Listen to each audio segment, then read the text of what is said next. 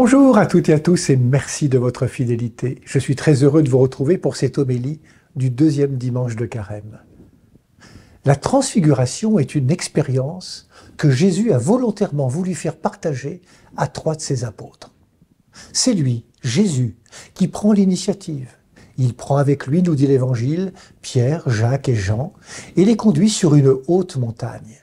C'est bien là une volonté de Jésus. La montagne dans la Bible est le lieu des grandes rencontres avec Dieu, de l'expérience de la foi.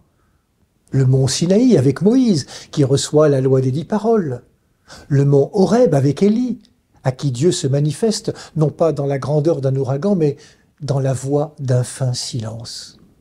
La montagne de l'enseignement des béatitudes, celle du mont des Oliviers, le lieu de la Passion, celle de l'Ascension et aujourd'hui, celle de la Transfiguration.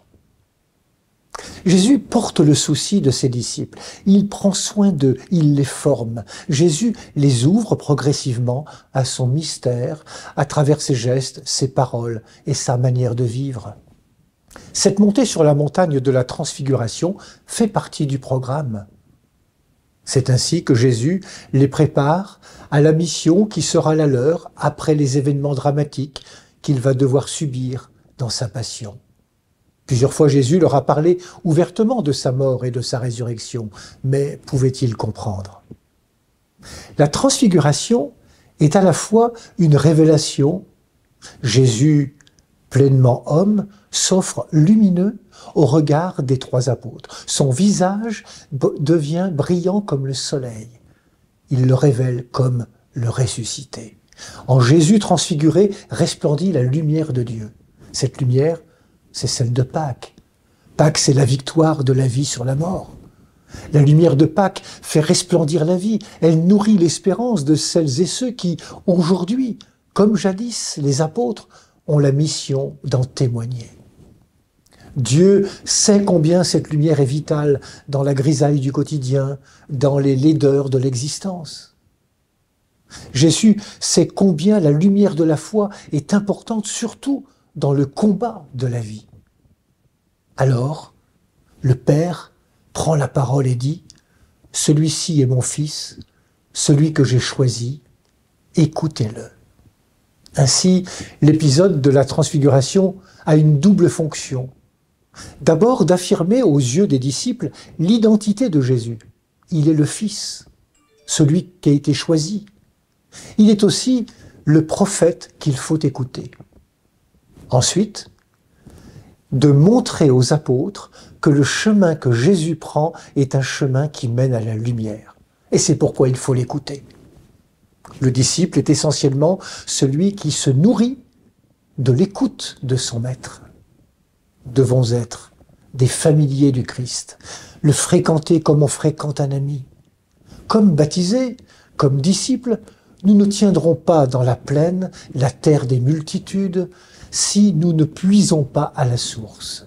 Cette source, c'est le Christ, dans sa parole et dans son pain eucharistique. C'est là que nous puiserons la force dont nous avons besoin pour vivre la mission de témoin du Christ au cœur du monde où il nous envoie. Jésus est transfiguré avant d'être défiguré. La foi chrétienne est une foi incarnée dans le concret de la vie. L'humanité n'est pas toujours très belle. L'homme est capable du pire. L'actualité le démontre malheureusement.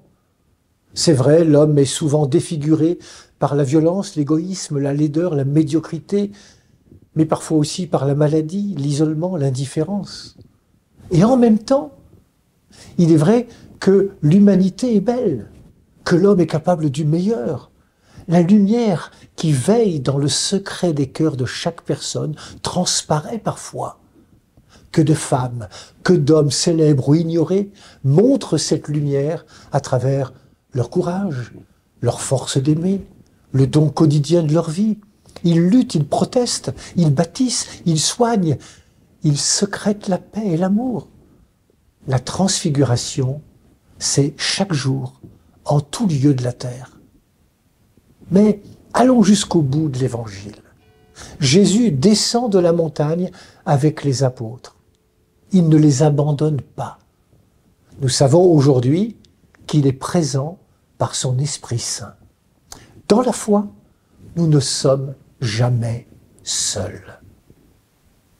Permettez-moi de terminer avec le témoignage de Pierre Claverie, évêque d'Alger, assassiné en 1996 en même temps que Mohamed, un jeune Algérien musulman. Pierre disait « Je crois que cette amitié avec mon peuple vient de Dieu. C'est certainement une folie de croire encore à la force des mains nues et de la simple humanité, mais à la suite de Jésus-Christ, j'ai la faiblesse de croire que c'est une force. » Bon dimanche à toutes et à tous, bonne marche vers Pâques. Prenez bien soin de vous et des autres.